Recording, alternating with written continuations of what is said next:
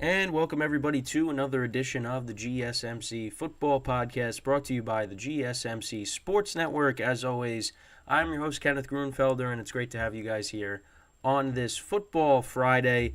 We have a lot to talk about on today's show, but before we get into that, I just want to remind you guys, tip or donate and get your comments recognized. Make sure to go to the following link. That is streamelements.com/gsmcsportsnetwork./tip.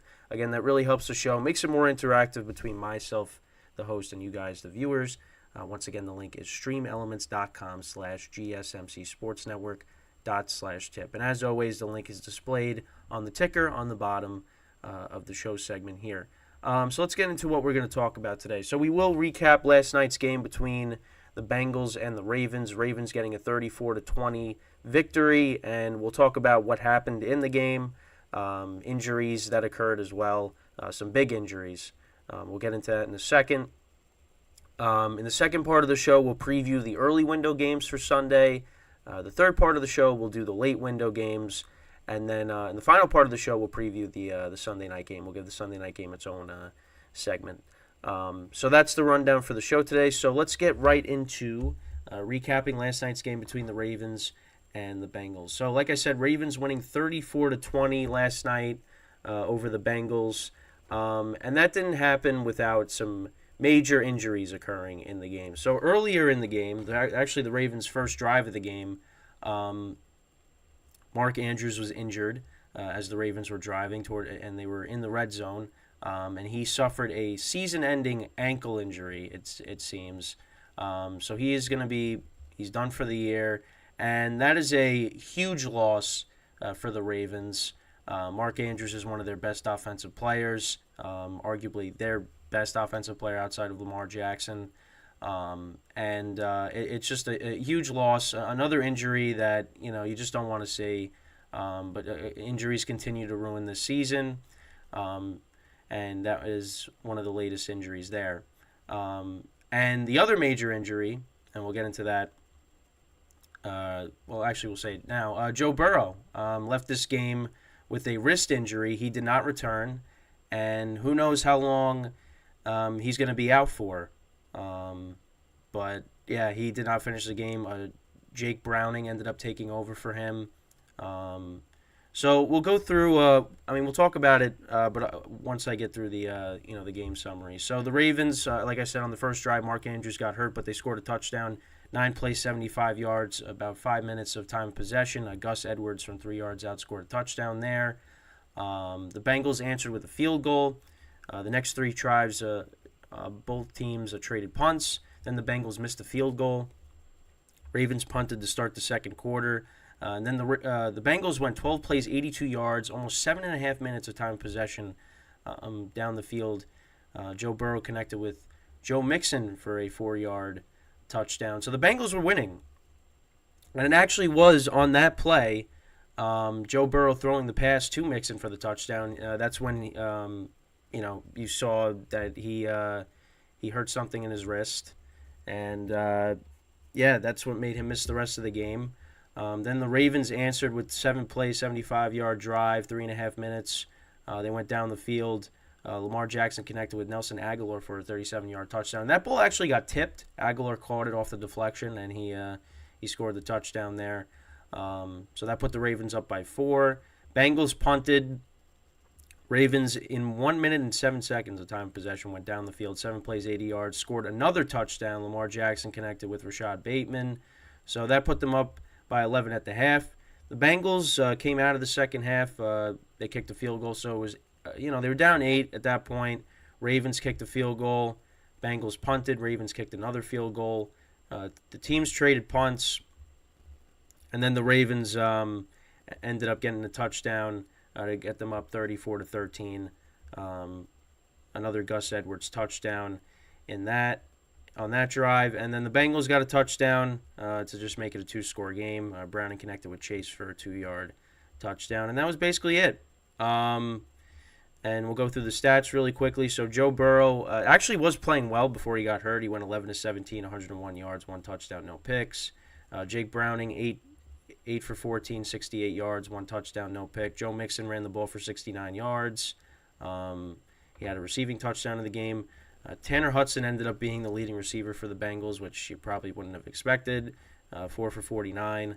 Jamar Chase only had 2 receptions for 12 yards. One of them was the touchdown, obviously. Tyler Boyd had 3 for 22. And then on the Ravens side of things, Lamar Jackson was pretty good last night, 16 to 26. And he actually got hurt in this game at one point, too. So it looked like he might be out of the game. But no, he was able to stay in and finish it. But he went 16 to 26, 264 yards, 2 touchdowns, no interceptions. Gus Edwards, 62 yards rushing and 2 touchdowns. Their leading receiver actually was Odell Beckham Jr., 4 receptions for 116 yards. He actually got hurt in this game. He had a shoulder injury on a long pass that he caught from Lamar Jackson, so he got hurt. So there was a lot of injuries in this game. Lamar got hurt, but he was able to finish the game. But Odell got hurt, and he actually was really good last night. Odell, he looked like the old OBJ, but unfortunately, with him, he's always getting hurt, and he gets hurt again last night. So we'll see what his status is moving forward. Aguilar's only pass only reception was that touchdown, that 37-yard touchdown. Zay Flowers actually had a touchdown in this game that was called back. He had 3 receptions for 43 yards. Mark Andrews had 2 for 23. Bateman had the only reception for a touchdown. But yeah, Ravens get the win. They move to 8-3 on the season. Bengals move to 5-5. We'll drop to 5-5. And a lot of injuries last night. And with the Bengals, I think if Burrow's out for an extended period of time, I think their playoff hopes are pretty much done. Right now, they're on the outside looking in. Now they drop back down to 500. And, with Browning, they really couldn't get anything going last night. The field goal to open up the second half, that was helped by a pass interference call that they got. They just couldn't get anything. Once Burrow's out of the game, you're like, well, the Bengals now have no shot of, making this game competitive. And that was the case. And now with him maybe being out for an extended period of time, they're a game and a half back for the final wild card spot. If he's out for an extended period of time, I think their season is might be over. Because the AFC. We've talked about it so much this week that it's going to be a dogfight. There's so many teams, in it, and losing Joe Burrow, that's not good. That's devastating for this team.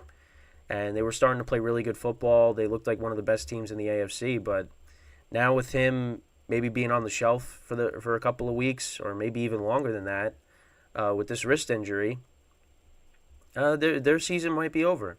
And it was interesting because this was something that was talked about a lot, is the Bengals posted, a video of him walking in, to the stadium or whatever. And, people were pointing out that he had a cast or something on his hand. And, people were talking about it. And then the Bengals took it down. And Zach Taylor, after the game, they asked him about, did Burrow hurt his wrist before this? And Zach Taylor just said no. I had no idea. Not that he was aware of before the game. So the Bengals could have been maybe hiding Burrow's injury. It's possible. But yeah, once he went out, that was pretty much it. And he actually was, and he was playing well. He was playing well, and then he got hurt. And it looked like Lamar Jackson might not finish the game because he got banged up, but he was able to finish it. But he had Odell get hurt, and Mark Andrews is going to be out for the year. So, but and people complain about the Thursday night games. This is why. You got great players getting hurt, but they're not going to get rid of it. It's still going to be a thing. So, but now the Ravens are 8-3, and I think they're at this point, especially now with Burrow getting hurt. I'm conceding. Ravens got this division locked up. With everything going on with the Browns and Deshaun Watson now being out for the season, and now Burrow getting hurt, and I don't really trust the Steelers Even though they beat the Ravens this year already. I think at this point the Ravens have the division, barring something crazy that happens. But like Lamar Jackson got banged up, and that's something that's kind of killed the Ravens the last couple of years is Lamar getting hurt late in the season. So I mean, hopefully that doesn't happen. I mean, injuries are a part of the game, and it's going to continue to happen the rest of the way. But I mean, last night was just, I mean, it's awful. It was awful, and it ruined the game. I mean, we thought we were going to get a really good Thursday night game, and it got off to a great start. I mean, it was 10-7, and it looked like this game was going to go back and forth, and then Burrow gets hurt, on the touchdown pass. He aggravated his wrist on the touchdown pass to Mixon. I mean, you even saw it on the sidelines. He's warming up, and like he goes to throw a pass, he couldn't even do it. He was in pain, and yeah. So I don't know what's going to end up happening, but it stinks. It stinks for the NFL, and it's going to be really weird because we could very well see a playoff picture without Joe Burrow and Josh Allen. And who would have thought that was going to happen at the beginning of the season? But it's very possible right now because both teams are on the outside looking in, and they might not. Both teams might not make it this year, which is unfortunate. But that's what happens. You never know from year to year what's going to happen. So. Well, we'll have to find out what happens with the Bengals and Joe Burrow moving forward. How serious this wrist injury is, but I'm anticipating that he's going to miss, multiple weeks. I could be wrong. I hope I'm wrong. But if he misses an extended period of time, the Bengals are in trouble. Because if he misses any time. Especially now because we're, more than halfway through the season, and they're not currently in a playoff spot. Like, if you lose Joe Burrow, yeah, your odds of the playoffs right now in the loaded AFC are not looking good.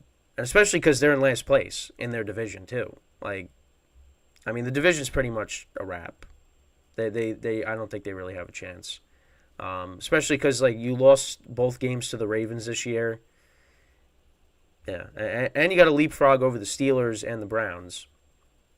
And you already lost to the Browns. They already lost to the Browns this year. So, they haven't played the Steelers yet. They still got to play the Browns again. So, right now, they're 0-3 in divisional games this year. Which is not good. Not good. So, hopefully I'm wrong and Burrow is not going to miss any time, but I think he's going to. It's just going to depend on how much. But like I said, it stinks. And same thing with Mark Andrews getting hurt. Now Isaiah Likely, their young tight end, he's going to have to step up. So, yeah, I mean, and injuries continue to kill the Ravens, because, again, like, last couple of years, I mean, and including this year, I mean, they just get ravaged by injuries. So, we'll see what happens moving forward. But, again, just another game that, injuries just ruin it. And yeah, so Ravens get the win 34-20. And with that, we are going to take our first break of the show. And then when we come back, I will preview the early window games for this upcoming Sunday. So stick around, and we'll be right back here on the GSMC Football Podcast.